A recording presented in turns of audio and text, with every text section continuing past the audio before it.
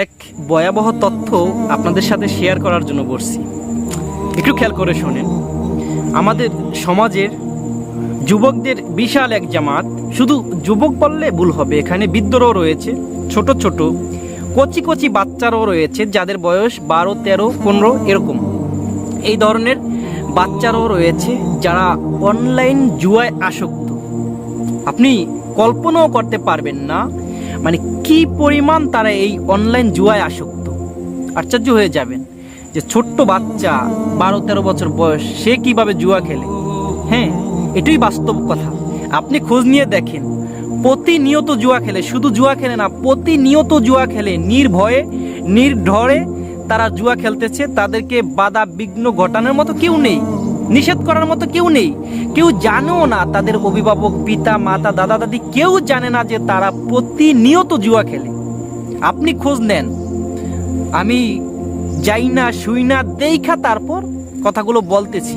অত্যন্ত দুঃখজনক আর ভয়ঙ্কর তো বটেই, কারণ এরা এখনই যেভাবে প্রতিনিয়ত জুয়া খেলতে আছে, তাদের ভবিষ্যৎ কি হবে।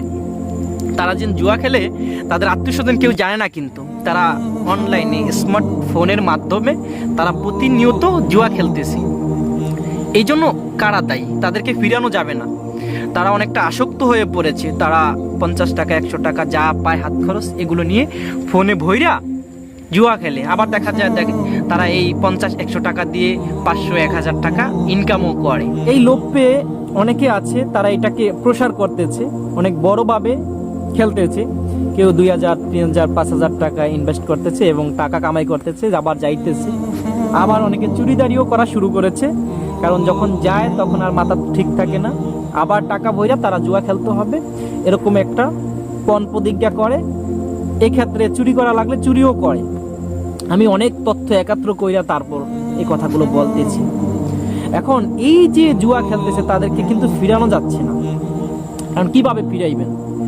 এই জুয়া খেলার প্রচলন তো আগেও ছিল, তো আগের যে জুয়া খেলার পদ্ধতি ছিল সেটা একটু ব্যতিক্রম ছিল। কারণ আপনারা জানেন, আগে জুয়া খেলতে হইলে একের অধিক লোক একসাথে বসতে হইতো, একটা নিরিবিলি জায়গায় নির্জনে বসতে হইতো।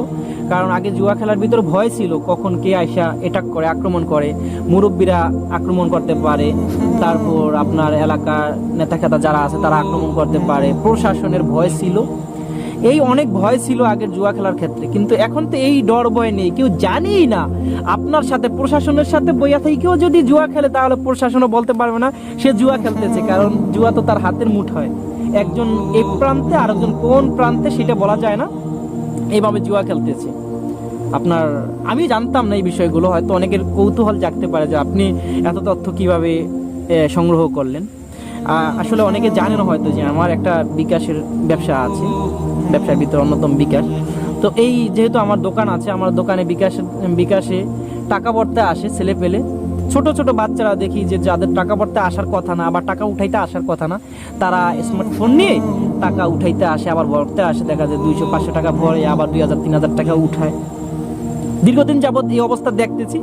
পরে আমার কৌতূহল জাগলো যে এরা কি করে, টাকা দিয়ে টাকা উঠায় আবার ভরে। তো আমি অনেকের সাথে শেয়ার করলাম, অনেকে আমার এই বিষয়টা ব্যাখ্যা করে ক্লিয়ার করলো যে এই বিষয় তারা এইভাবে অনলাইনে ওয়েবসাইট আছে, যে ওয়েবসাইটের মাধ্যমে তারা প্রতিনিয়ত জুয়া খেলে।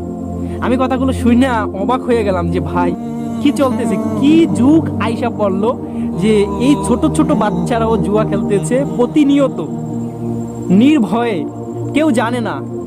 মানে আগে জুয়া খেলার জন্য একটা নির্ধারিত সময় লাগতো, স্থান লাগতো, কিছু লোক লাগতো। এখন আর এগুলোর প্রয়োজন না, এখন যখন খুশি তখন খেলা যায়, যেই স্থান খুশি সেই স্থানে বসে খেলা যায়, বাথরুমে যেও খেলা যায়।